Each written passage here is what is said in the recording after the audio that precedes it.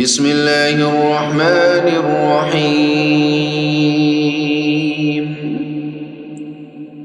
لم يكن الذين كفروا من أهل الكتاب والمشركين منفكين حتى تأتيهم البينة.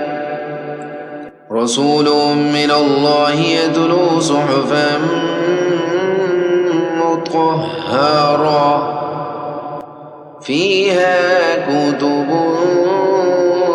قيمة. وما تفرق الذين أوتوا الكتاب إلا من بعد ما جاءتهم البينة. وما أمروا إلا ليعبدوا الله مخلصين له الدين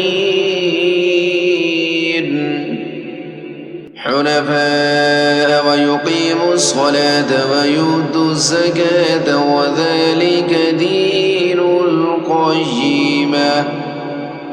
إن الذين كفروا من أهل الكتاب والمشركين في نار جهنم خالدين فيها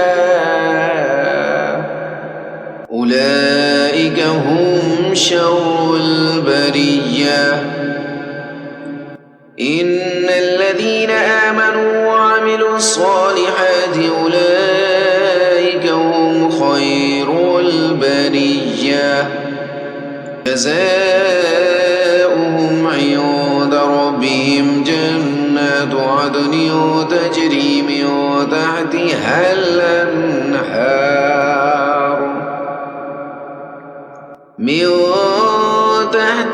الأنهار خالدين فيها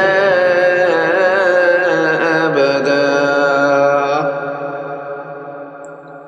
رضي الله عنهم ورضوا عنه ذلك لمن خشي ربه. صدق الله العظيم.